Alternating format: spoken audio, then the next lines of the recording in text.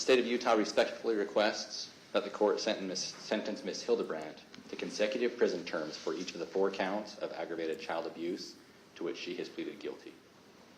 The sentence was agreed to her in her plea agreement and is also recommended by adult probation and parole. Ms. Hildebrand committed awful acts of child abuse. From May to August 2023, she and her business partner held 2 children, ages 9 and 11, turning 12, in a concentration camp-like setting in her house in Ivan City. The children were regularly denied food, water, beds to sleep in, and virtually all forms of entertainment. They were isolated from others and were hidden when people came to visit the house. They were forced to do physical tasks like carrying loaded boxes up and down stairs and doing wall sits or sitting against a wall without assistance of a chair or stool for hours at a time. They were forced to do manual labor outdoors in the extreme summer heat, often without shoes or socks. They were also forced to stand outside on a cement patio in the summer heat for hours and even days. They were beaten, and the 12-year-old was regularly bound hand and foot after he attempted to run away in mid-July.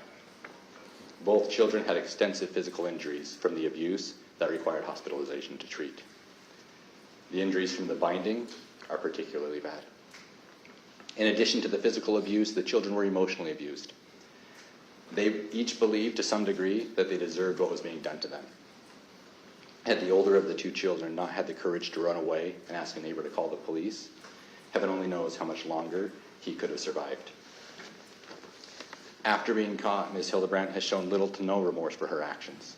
In telephone conversations that will be provided in full to the Board of Pardons and Parole, and which she knew to be recorded, she's repeatedly claimed that she is the victim and the children are the perpetrators.